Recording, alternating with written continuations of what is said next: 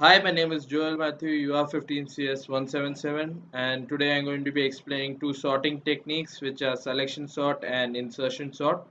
So, uh, first I have made the header file iostream and using space std, so the control will shift to the main function. So, I have actually implemented the two sorting techniques using two functions, which I'll be calling using a menu-driven program. So the user is asked for choice of sorting and using while and switch case, I implement those choices of selection sort and insertion sort. So first, let's see selection sort. So first I have declared the necessary variables and the array, and then I ask the user to enter the number of elements and the elements themselves. So first, while entering the loop, for the first element is assumed to be the minimum, and t is assigned to I. So for the next, in the next for loop, we actually search for the minimum, the most minimum value inside the array. So as long if a of j is less than the current min, then min1 is equal to a of j and t is equal to j. So here we swap the minimum value with the initially assumed value. So here I have implemented for each pass what will happen. This will be shown using this for loop, and once we come out of this in the outermost for loop, I have displayed the sorted array using another for loop. So for insertion sort, I have again declared the necessary variables and the number of elements and the elements asked from the user. So using for loop again, the first element is assumed to be sorted.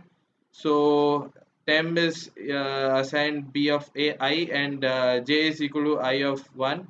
So first we see if the next element is actually less than the temp and j is greater than equal to 0. So if not, the current element is moves forward, and again in the till this while loop is executed, and after this while loop is executed, then we insert the element back to its proper position, and the here using this for loop I am going to be actually showing the array status for each pass, and then after the whole array is sorted, I'm going to display the array. So the sorting techniques will be explained better once I show you the output. So let's see how the program runs. So the users ask for choice of sorting. So let's try selection sort, and let's enter the number of elements as 5. Let's enter the elements.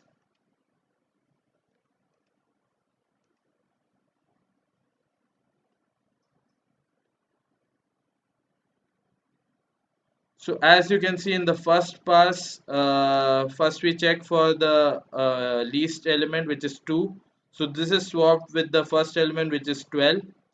And as you can see, this is the array for after the first pass, and in the next pass we look for the second least element, which is 6. So there's no swapping, and then we check for the next element, there's which is 8. So we swap this with 12, and then we check uh, for the maximum element, which is 12. So to swap with 11, and as you can see, the sorted array is displayed here.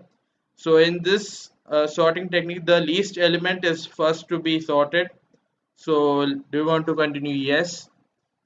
So let's try insertion sort now. So let's enter the number of elements as 5.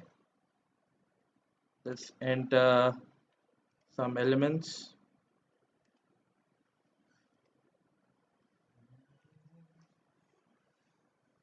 So as you can see now, the elements are displayed. So in the first pass, the first two elements are going to be sorted. So 1 is replaced by 12, and 12 takes the position of 1. And in the next pass, we are going to sort 5, and 5 is going to be inserted in between 1 and 12. So next 2 takes the correct place in the order, and the last pass the 6 is sorted, and as you can see the sorted array is shown here. So thank you for listening to me.